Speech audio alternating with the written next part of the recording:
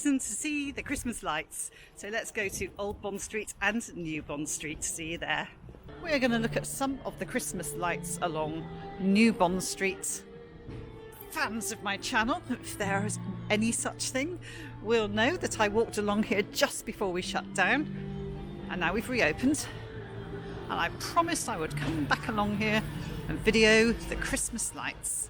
So here we are, opposite 28 Old Bond Street, which I videoed in daylight last time, so I do think I have to video it with all the Christmas lights on show. Here we are. And I did video beautiful chocolates in here last time. Very, very nice. Let's just enjoy the spectacle of the Royal Arcade.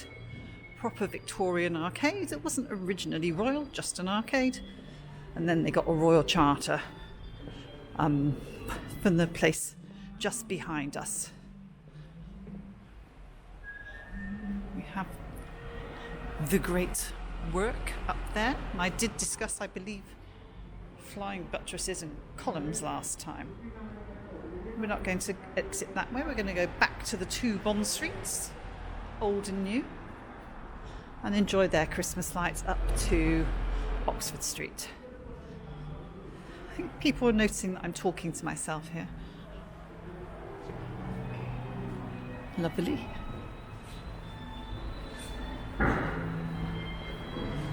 As I said, these are the ones Charbonnet Walker, I think, have the Royal Charter. This is quickly how my mind forgets things, isn't it?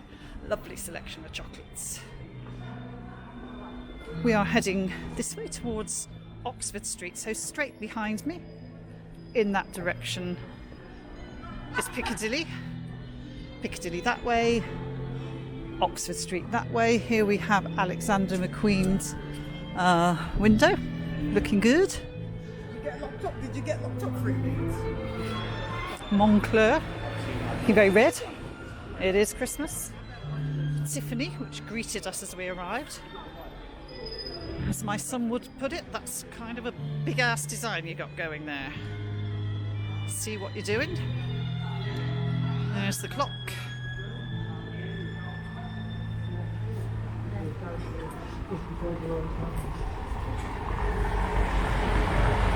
Burlington Arcade just over there. And I will tell you the story of the peacock feathers shortly. And their meaning. They have meaning, you know. Let's let this moped come through. Admire tree, and I also so many people taking photos here. The naked guy on the horse I pointed out last time. Oh look, Atkinson's, the place I couldn't find because it's closed down in Burlington Arcade for Chris and Sandra. It's actually got a great big painted in gold stuff on the outside of the building. Wow, there you go, Chris and Sandra. Might not be there anymore, but I found it on the outside. And loads of people. Really does look good around here. Loads of people taking photos. I think I remember another London YouTuber, Watch Walker, I might be looking at you, sharing this particular photo of the Cartier building. I got one too. He's a nice lad. You should all be fans of Watch Walker. Okay, Ralph Lauren, we are here. Apparently this is a significant telephone box. I believe, John Orkin, was it you that told me that? Or was it Mr. Wombley?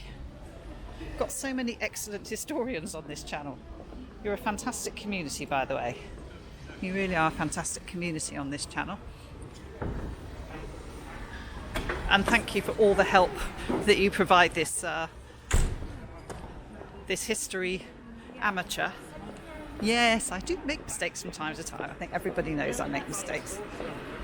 But you're all great because you all add so much to the channel, and I really appreciate everything that everyone contributes. I think this is one of the nicest communities on YouTube. think walking communities are generally nice communities. Wow, Van Cleef and Arpels looking well lit up. Well lit up. Wow. Okay, we got... Oh, wow, what is that over there? I sound like a child, don't I? Oh, look at that. Oh, look at that. What is that on the Bulgari? Okay, answers on a postcard. And I will watch your back. And this is what I don't know what that is. Kind of looks lizard-like, like a snake. Yeah, oh yeah, I see snakes in the window. It's like a snake. Okay, fine. Snake hand. Bricky. Beautiful windows. Lovely windows. Nice and decorated.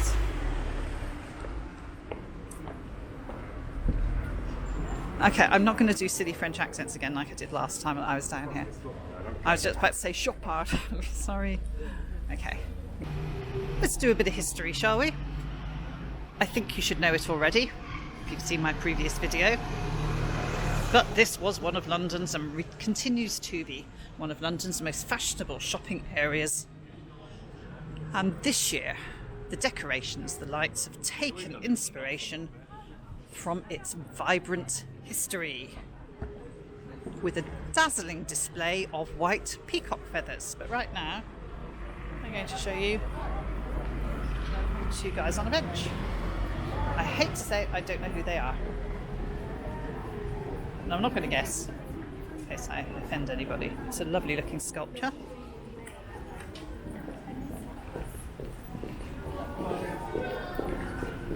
Find out soon that they were actually models or something. Anyway, peacocks.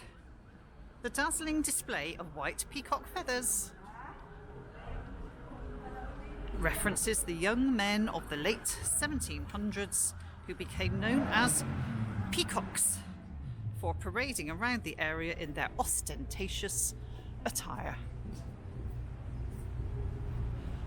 The dandies, as I mentioned in my previous video in this area.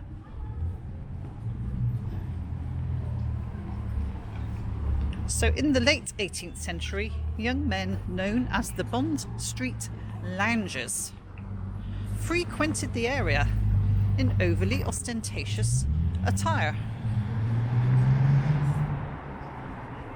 They soon became the early fashionistas, and as you can see, we're deep in fashionista territory here. The early fashionistas of their days, like peacocks. The endless rows of feathers found along Bond Street, well, the two Bond Streets, old and new, therefore are a nod to the fashion icons that walked the streets back then. I seem to see a police van charging along. Got a bit cross with a Range Rover that wouldn't move. There you go. Christmas doesn't make any difference. Apparently, to light this display, rumour has it there are around 250,000 lights here. 250,000 lights. So Hermes got a moon, and mushrooms and worms.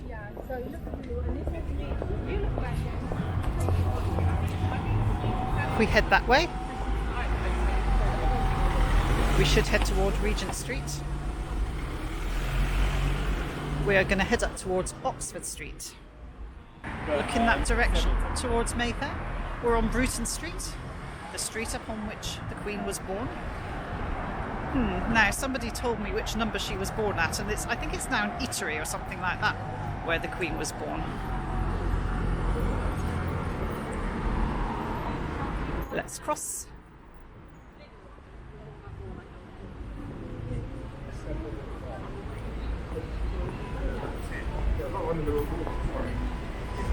"'Tis the season to be jolly, fa la la la la la la la."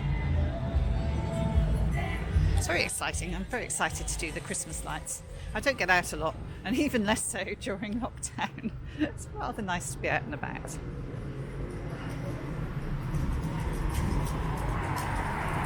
Over here we have Jimmy Choo, the Halcyon Gallery. and things like that.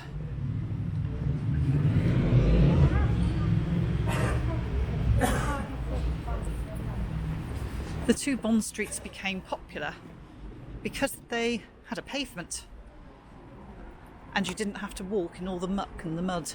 Had a raised walkway. Seems to be Fendi here. So your Manolo Blahniks of the day, whatever they might be, didn't get filthy and destroyed when you went posh shopping.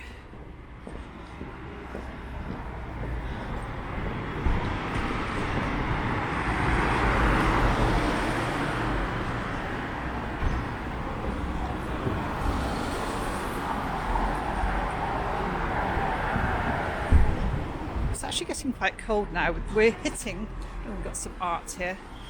We are hitting the coldest part of the day today. It's around 5:45 now, 10 to 6 in the evening. But it's going to rain later and that'll warm it all up. But we've had some very clear skies, early morning fogs, things like that. I do like a foggy morning, as long as it's not dangerous, obviously.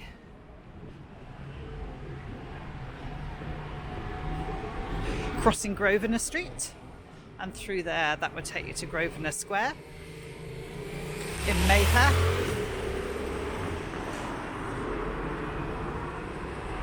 Do another peacock look here.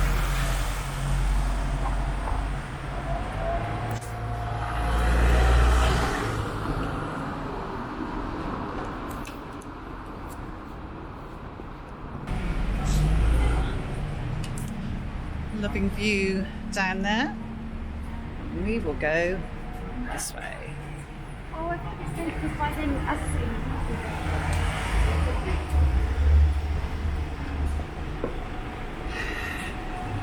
It's so funny, if you're out with the Osmo Pocket, quite a lot of people sort of stare at you. And they're kind of trying to work out, is that a camera? I don't know how often I get asked, is that a camera? Yes, it's a camera. Is it good? Yes, it's very good. Well, I think it's good. The experts will always disagree, but that's because they're experts and they can see things that I can't. Apparently the big thing these days is the prosumer. The prosumer, guys and gals. So that kind of means they can charge you more and make it a bit better, supposedly, than your average piece of kit. I don't know. Personally, I take the view that if you can learn something really well, you can make anything work well, actually. You don't have to be held back by poor equipment. Poor skill sets, yes, and that's definitely the case with me in editing. And I ain't the best camera person either. Right, we are coming towards the end of Bond Street. I see big flashing tail feathers up there.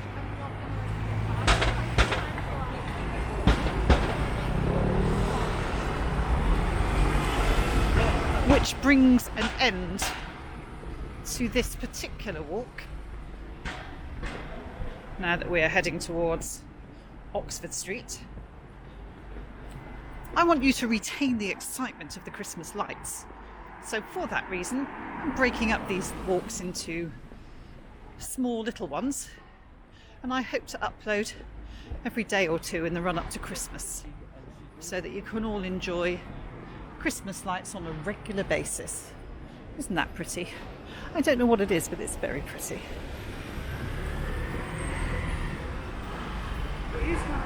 I see we've got some of the art exhibitions. Oh yeah, we've got some more. This is Gallery Bruton, Eden Fine Art. Artistic. We seem to be back to shops now.